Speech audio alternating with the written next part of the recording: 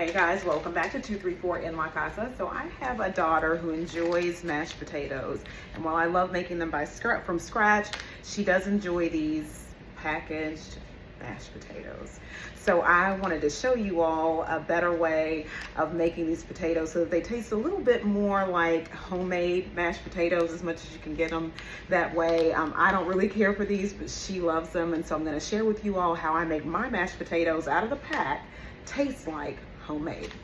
Okay guys, so for these Idahoan Buttery Homestyle potatoes, I'm laughing because, you know, I'm with my daughter, I'm like, just buy some potatoes and we'll peel them and, you know, and cook them. But I understand, you know, sometimes you have to do what you have to do. And so this is, you know, something that a lot of people enjoy using in a pinch. You may be in a rush. So there's no judgment whatsoever for me about, you know, people using this or enjoying it or what have you. So, but I'm just going to teach you all, you know, how to try to maybe enhance some of these directions on here. So it looks like that you're going to be bringing 2 cups of water to a boil, and it looks like you can either put some water in a tea kettle or something and pour the contents of this into a bowl and add the boiling water to your bowl and mix it together, and there you are. Okay, so that's what it looks like that it's saying on these directions, but I'm going to take a different approach. I'm going to do some stuff on the stove. Okay, so I have a saucepan here.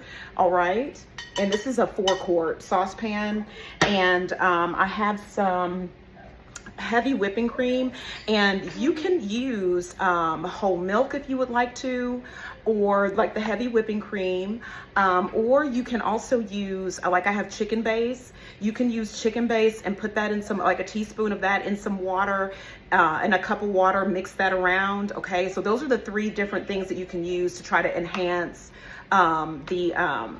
this buttery homestyle potato pack. Okay, so what you would do, since it's 2 cups of water, if you do the chicken base, you just do a teaspoon or 2 teaspoons of chicken base with 2 cups of water, and then put it in your saucepan, boil it or whatever. Okay, but we're going to be using cream. Okay, all right guys, so we're going to use 1 cup of we're going to use 1 cup of heavy whipping cream and a cup of room temperature water, and I have those mixed in here together. And so we're going to add that to the saucepan, and we're going to bring that to a boil. Okay, and so since we're using heavy whipping cream, you're going to want to stand here and stir it while it's boiling, you know, coming to a boil or what have you. Okay, so that way your cream doesn't stick to the bottom of your saucepan. Okay, that's just to avert that and avoid that. So that your potatoes come out tasting really, really good.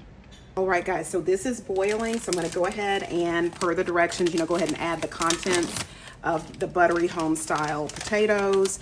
And when I pour this in, I'm going to make sure that all of the potato powder, what have you, is saturated in the liquid. Okay, because that's what it says on the ingredients. And I'm going to turn this off. Okay, so before I get ready to add anything, I'm going to taste these first to get a taste level on these potatoes, just to see if it has salt content, just what it tastes like. Okay, so it has a heavy salt content. So I'm not going to add any salt, but what I am going to do is add a pat of butter, since these are buttery homestyle potatoes, just to enhance the butteriness, since that's how it's advertised as buttery, and we're wanting to make these taste more like homemade. And then I'm going to add, I had some cream cheese, block cream cheese at room temperature.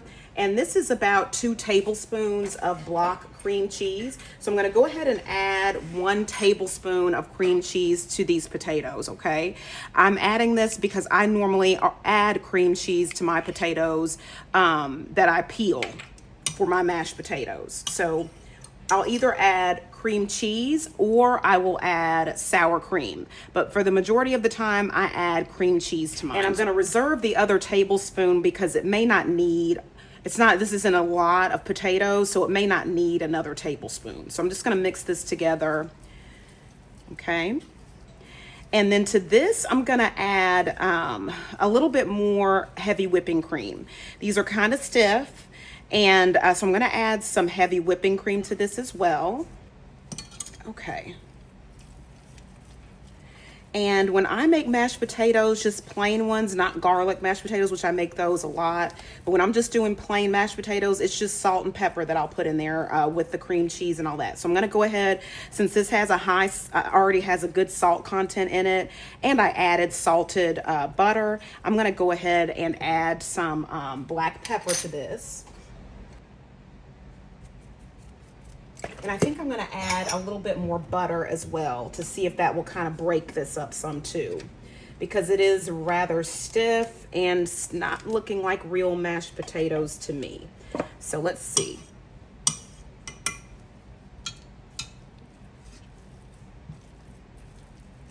All right, so now I'm going to go ahead and taste these. They look really good. So let me go ahead and taste this.